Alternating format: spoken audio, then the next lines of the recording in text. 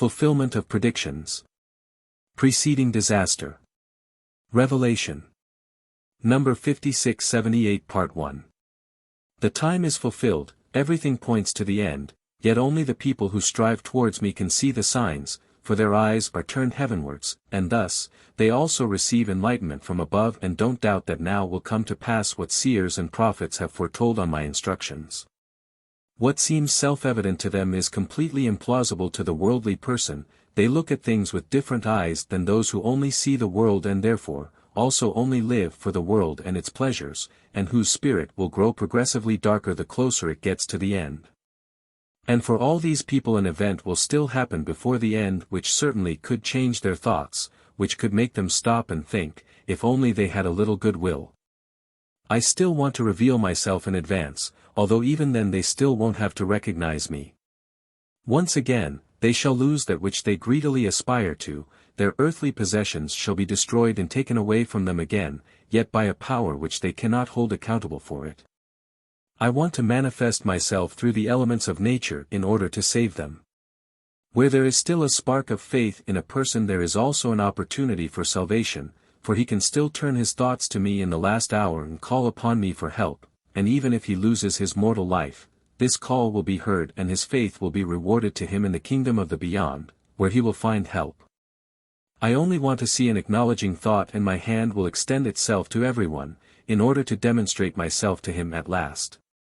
I truly make it easy for you to believe in me if only you would put it to the test by calling upon me in spirit and in truth. And therefore, I will make a final attempt to save them, to save those who have not yet entirely fallen prey to my adversary. I will let the earth tremble and every hope of earthly rescue vanish. And where no help is possible anymore, I alone can still provide rescue, for nothing is impossible for me. And anyone who, in utmost crisis, remembers his childlike faith, who makes this final attempt to call upon me, will truly not regret it. He will be saved for time and eternity, since losing his earthly life will then only be a blessing if the soul still ascends in the spiritual kingdom. Although the forces of nature are not always regarded as an expression of my power and strength, yet mortal fear occasionally gives rise to different thoughts than the human being would otherwise have. He can recognize me in an instant and therefore, also call upon me for help. Yet this never applies to the word, which is merely voiced by the mouth, if the heart is not involved.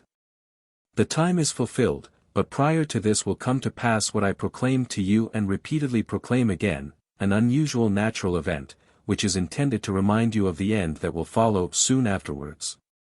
I constantly admonish and caution you to take notice of my words, and I draw your attention to the signs of the time, yet I cannot force you to accept my words as truth. However, commit them to your memory, so that they will remind you of the one who speaks to you and who truly only wants what is best for you, who wants to rescue you from the abyss towards which those of you, who are completely devoid of faith, are heading. Amen.